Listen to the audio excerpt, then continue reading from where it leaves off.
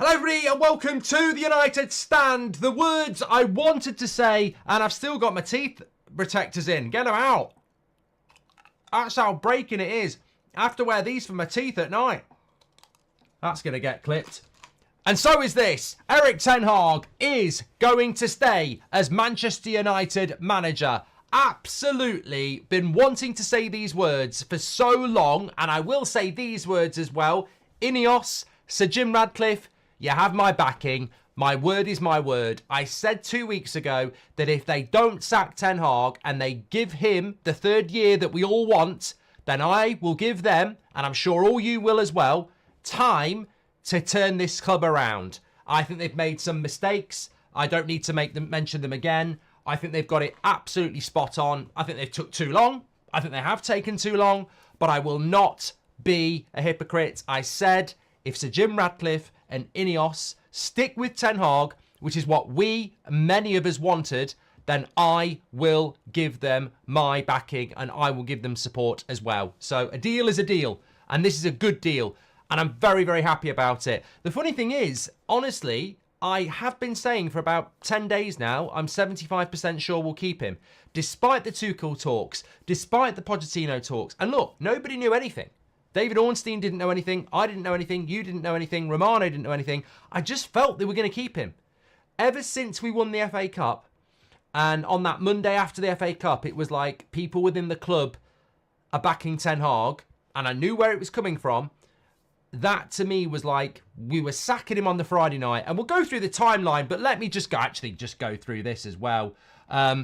Manchester United, Erik Ten Hag will stay at Manchester United. This came in from David Ornstein a few minutes ago. Erik Ten Hag will stay at Manchester United. It's been confirmed. Erik Ten Hag will stay as Manchester United manager, and club sources have also confirmed that United and Ten Hag have entered negotiations on a contract extension. Sum up your thoughts in a few words. We'll certainly be reading those out. Look, I respect the fact that some of you were Ten Hag out. How are you feeling now? You know, some people have been very provocative about this. You know, some people have just said, I think there's better managers out there. Some people have said, I think we need a change. But some people have been very provocative. Some people have been very offensive. Some people have been very abusive. What will this toxic minority do now? Will they get behind this ownership? Will they get behind this manager? Or are they going to stay a toxic element saying horrible words about this manager and what this football club is now going to try and build? Will they get on board? Because those doors are open. Get on the Ten Hag bandwagon, because we are staying. We are going into year 3. We will get the trilogy. No doubt year 2 wasn't what it needed to be, but it was still an FA Cup. It was still development of young players, and we will get a year 3. And that for me is the major few things. Also coming out from club sources, over the past 2 weeks, Manchester United have conducted a thorough performance review of the 23-24 season and broader first team operation. The club and Erik have held constructive conversations on the outcome of that review. We considered all eventualities, and our clear conclusion was for Erik to remain as manager. As a result of the talks, both the club and Erik are aligned and have entered negotiations on a contract extension. And those are those words that I suspected would come out at some point if Erik Ten Hag stayed as Manchester United manager. Now, some of you said that his position would be untenable, and maybe we can get in that in a few situations in a few minutes. But make sure you smash a like on the video. Make sure you're subscribing, because the summer starts here. The journey restarts here tonight. Transfers, outgoings, ingoings. I tell you what, there'll be a few arses in that Man United first team squad twitching like a bunny's nose now. We don't need to name names, but some of them are going to be shitting themselves because player power is gone. It's over. Get out. I'm out. You're gone. Player power died tonight. A manager has not been sacked because player power wanted him gone. Well done, Ineos, for coming to the right decision. Well done to all of you that stuck behind this manager. Somebody said, what thoughts with Samuel Luckhurst? Well, I didn't even think about the media. Talk Sport, Sky, TNT, all these bloody journalists that have been on about him. Well, what are you going to talk about now? What are you going to talk about now? But look, we should celebrate it, because if he'd been sacked, many of us would have been devastated. Mojo's gifting memberships. He's so happy. Let's go. Better times are coming, says Thomas. Ineos completed the review. You back them now, says United. Well, I do. I think they took too long on the review. I think there was things in there that should never happen again in relation to openly the leak before the FA Cup final was ridiculous.